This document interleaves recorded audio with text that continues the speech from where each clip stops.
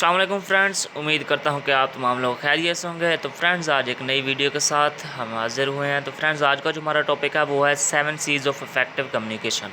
Basically हमारी जो series चल रही है स्टडी के हवाले से कम्युनिकेशन की, तो आज हम जो इसमें डिस्कस करेंगे वो है 7 सीज़ के कम्युनिकेशन के। कौन से ऐसे 7 सीज़ हैं या 7 कम्युनिकेशन की ऐसी टाइप्स हैं जिनको हम फॉलो करके एक अच्छी कम्युनिकेशन कर सकते हैं। तो चलिए स्टार्ट करते हैं बिना किसी वक्त को ज़ाया किए।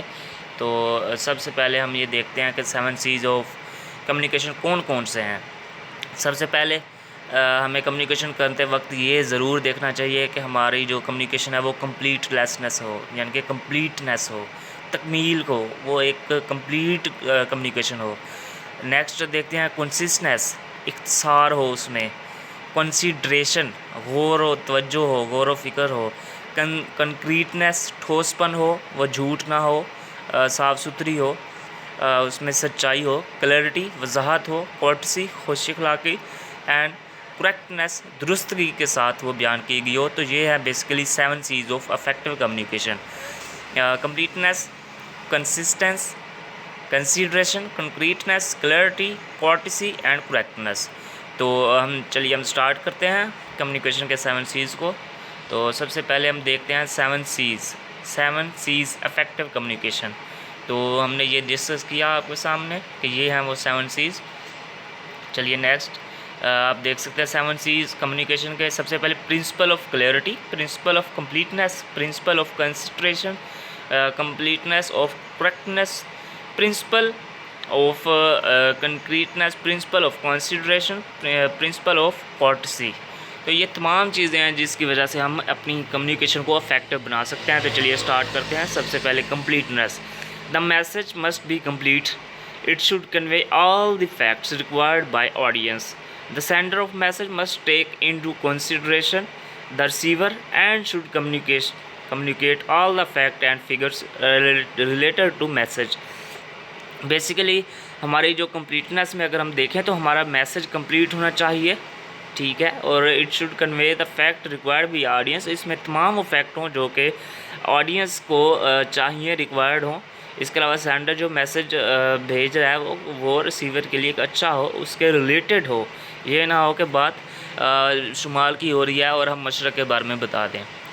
तो ये है completeness, message is complete when it contain all fact. तो इसमें बेसिकली ये बताया गया कि हमारा मैसेज किस तरह से कंप्लीट हो सकता है, या फिर अगर हम कंप्लीटनेस को किस तरह अच्छे तरह से फॉलो कर सकते हैं।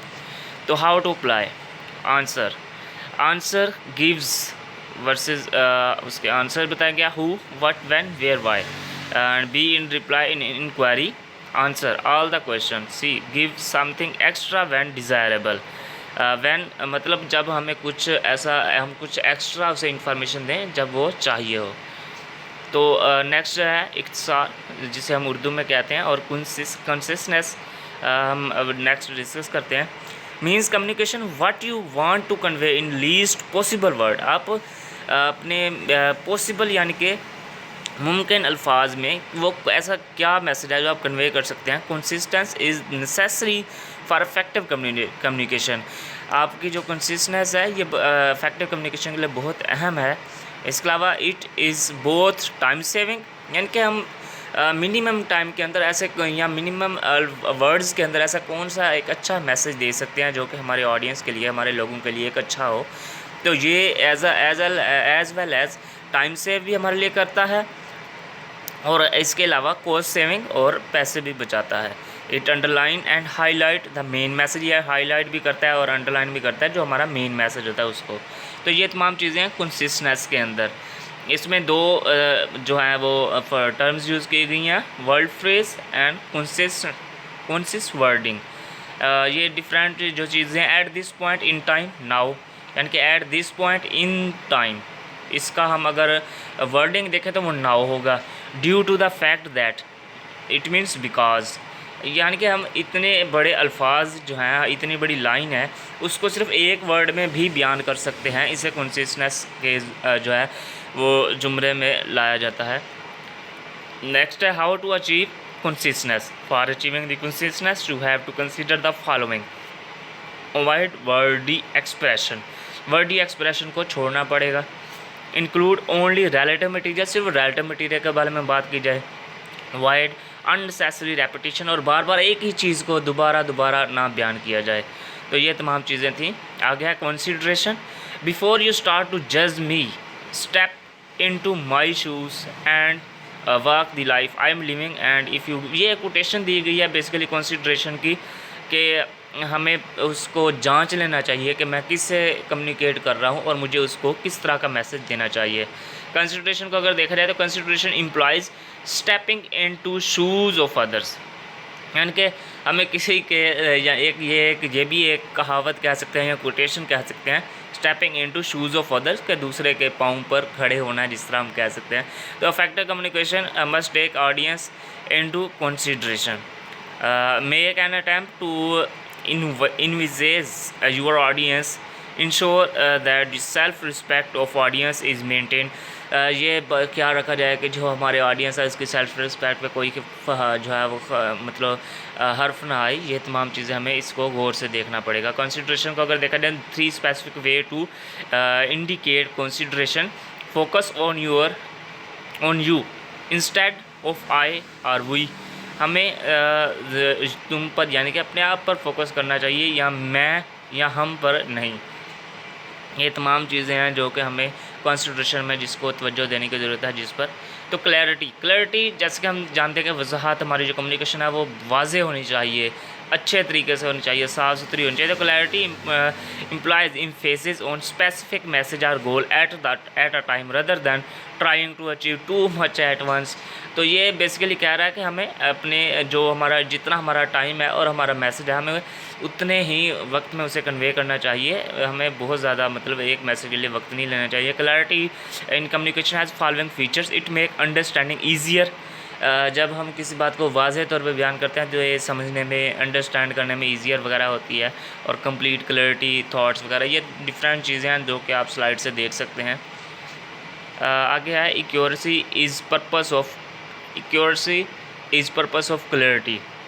ये इसके डिफरेंट पॉइंट्स यहाँ पे बयान किए गए हैं कि in effective communication the message should be very clear, much clear, कि उसे बहुत ही ज़्यादा क्लियर होना चाहिए। You should always use precise word, आपको सिर्फ इंतखाब किए हुए अल्फाज जो है वो यूज़ करने पड़ेंगे। तो इस तरह की ये चीज़ें हैं।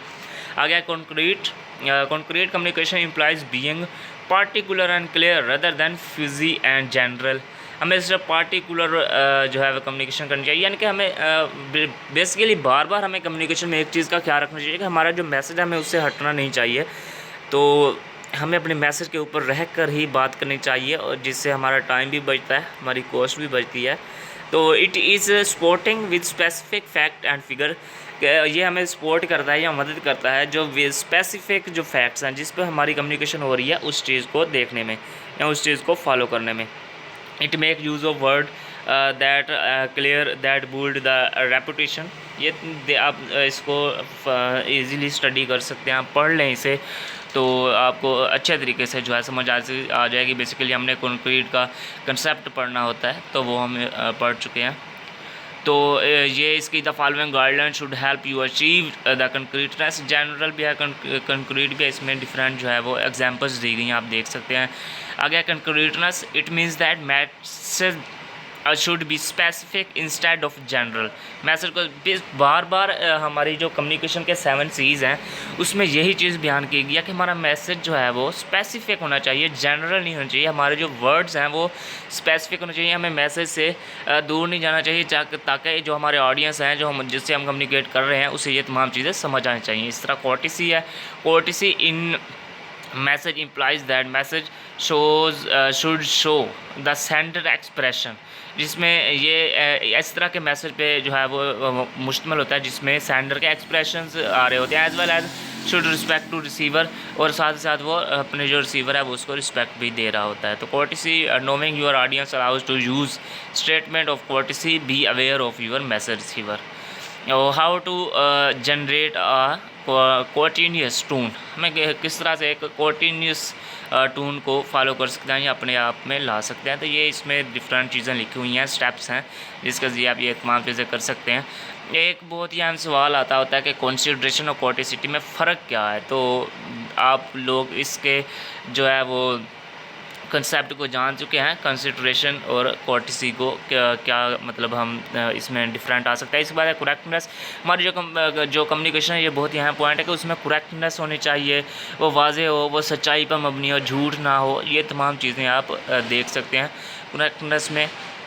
Use the right level of language, हमें एक अच्छी लैंग्वेज यानी कि इस्तेमाल करनी चाहिए जो कि सब के लिए समझ आनी चाहिए। आगे हम इसके बाद हम कंक्लूजन पे देखते हैं। Think how often you communicate with people during day you right emails facility. Basically हमें अपनी कम्युनिकेशन को बेहतर करना है तो हमें 7 चीज़ को समझना बहुत ज़रूरी है।